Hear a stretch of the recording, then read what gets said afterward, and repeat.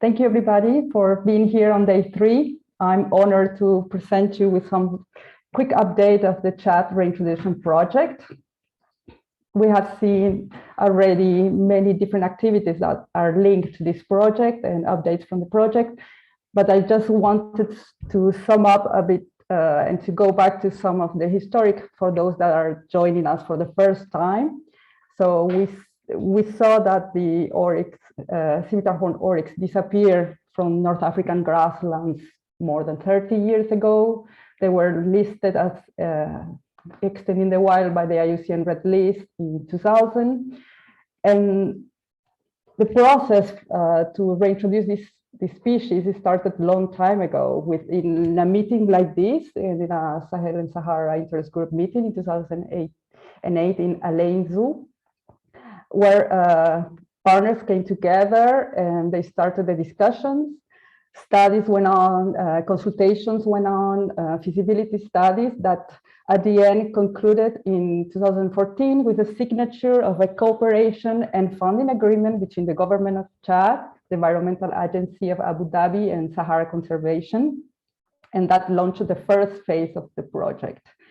This is, as you have seen, a strong partnership with numerous partners that I have some of them in this slide with their logo, the CBI, the Zoological Society of London, Royal Zoological Society of Scotland, St. Louis Zoo, Fossil Ring Wildlife Center, Marble Wildlife, and of course, the support over the years from the government of Chad and the Environment Agency Abu Dhabi.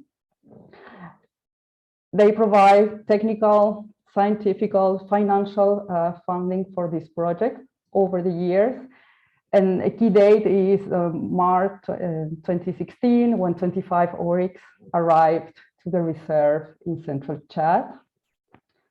After that, and with all the good results that the project had, we launched the second phase of the project, which are now implemented since July in 2019. And I will just update you in this second phase of the project, which open the door to more species to properly rewild this magnificent place in Wadi Rimé-Ouadi Achim Game Reserve. So some updates on our keystone species for the project. So of course, Scimitarhorn Oryx. So since 2016, 11 groups has been transported to Chad from Abu Dhabi. More than 250 captive-born oryx have been released to the reserve. They have given birth to more than 300 oryx calves. So the population born in Chad is now bigger than the population that have been reintroduced over the years.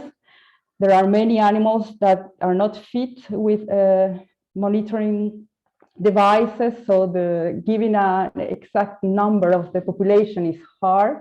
We can say, however, that the population is over 500 individuals in the reserve now.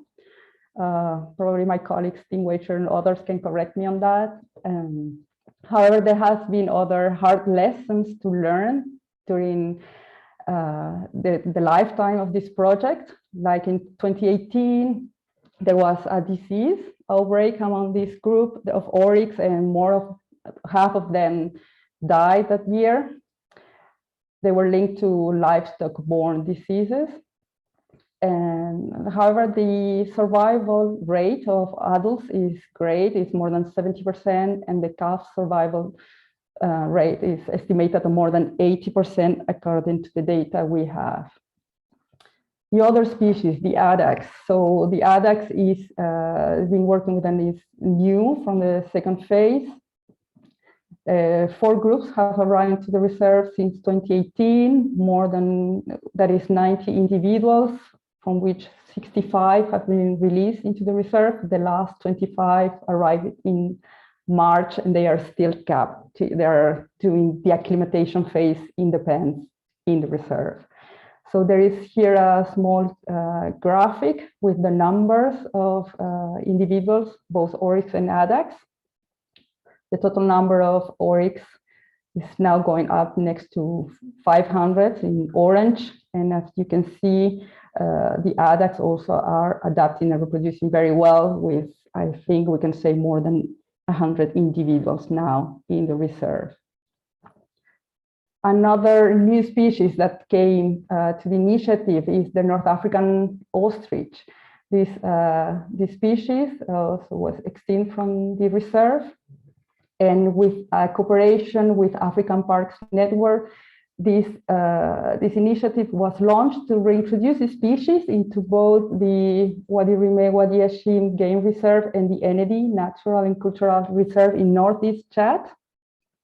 So in 2020, 17 ostrich chicks were transported from Sakuma National Park in southern Chad to the reserve, and a second group of 15 individuals follow it in March 2021.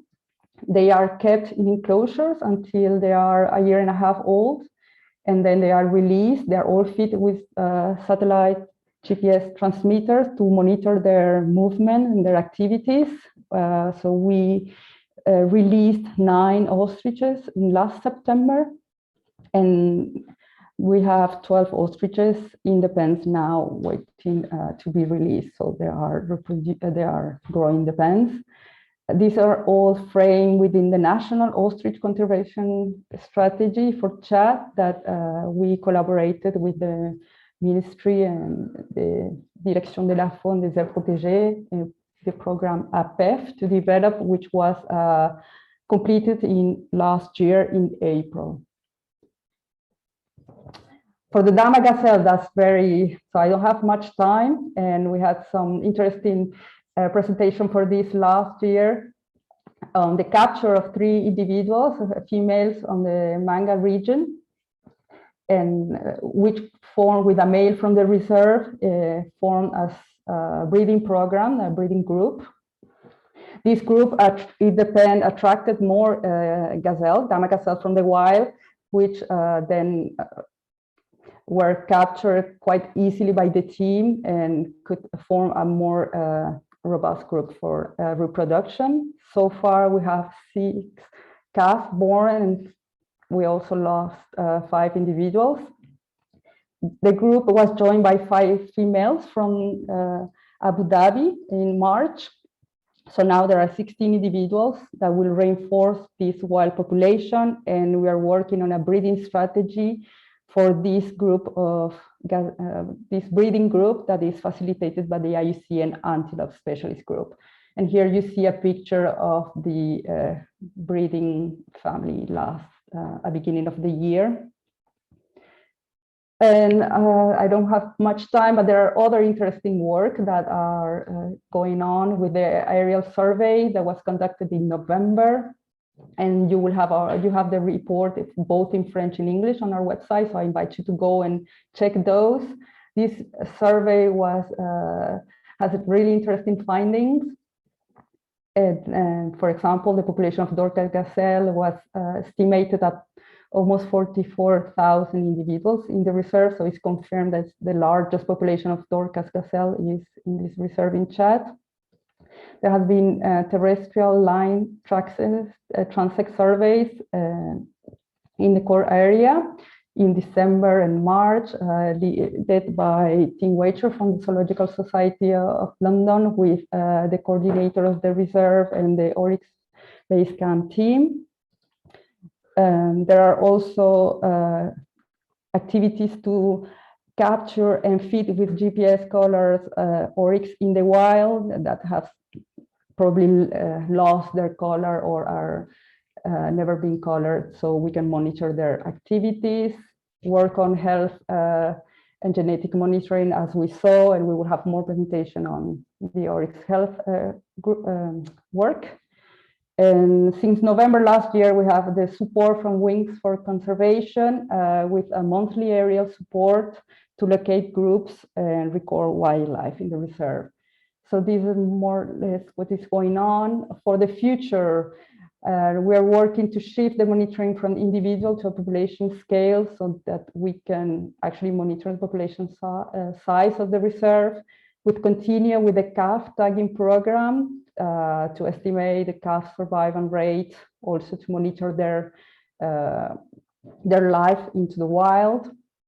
There are work on the livestock borne disease and how can they interact with the wildlife that we are reintroducing. And we plan to carry out also a new population viability analysis with all this amount of information that we have now, so we can update the 2012 exercise. And of course, why not a phase 3 for the project? And that's it. Okay. Thank you.